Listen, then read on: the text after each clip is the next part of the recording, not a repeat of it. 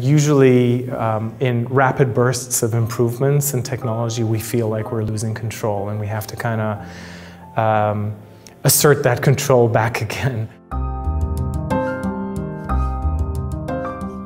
We do have a lot of inbound folks that come to us and ask about AI and how they could improve their respective enterprises. And we are obviously not in a business of professional services or licensing, so unfortunately we have to say no to a lot of that. But the need is out there. AI has very broad applicability, and folks have been collecting a lot of data. And the intuition is that this data, a lot can be done with this data beyond just the statistical quantitative work that is being done already. And the idea is that maybe unleashing AI and machine learning on the data can expose new patterns that can be used. So that's the intuition that drives this inbound of interest in AI. Let's imagine that we want to optimize our website. We have a website and it has a fair amount of traffic on it, and we want to optimize it. Today, what you do is you come up with a new design, that's your B, you have your existing design, that's your A, you do an A/B test over 3 months, and the statistic that's floating out there is only 1 out of 7 A/B tests result in a B that's better than A. That's a pretty low hit rate for the expensive process. So what if you can actually take AI and have AI be the designer of your website? So the first question is, where do you get all the data to help it design? Well, you don't need it. In fact, the data is coming in live, online, as your end users are interacting with the pages. There's a lot of implied data in there. So if you give us that live data feed and allow the AI to subtly change the design of your website, to try out various different designs, it can adaptively improve the design of your website. And the bonus here is that that improvement isn't just catering to all of your user set. The AI can actually automatically find the various different segments of your users that respond well to different designs and serve those designs to your users.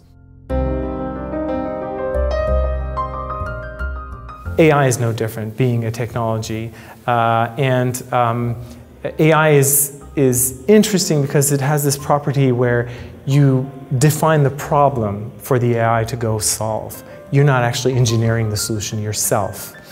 And so the outcome can be surprising.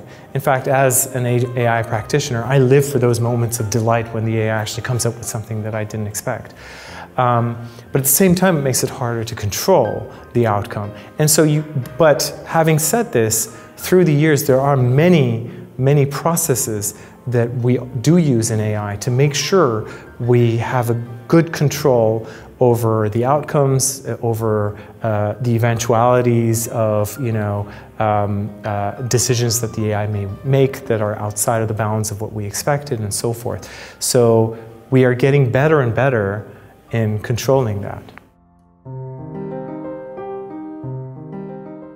Everything is an AI problem, everything. So absolutely, it can be very ubiquitous.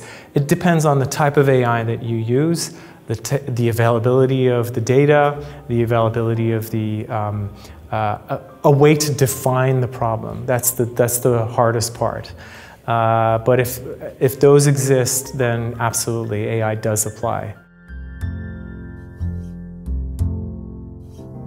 It's not a magic wand. It's not going to happen overnight. Look back at these disruptive technologies that have come across and have matured to a point where you can actually use them. One analogy I use is computing in the early 80s, where personal computing became pervasive. It was cheaper. Everybody could do it.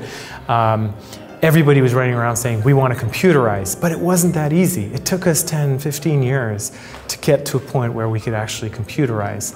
And today, that's a laughable term. Computerized? We're all computer users. We all carry computers around and we know how to use it.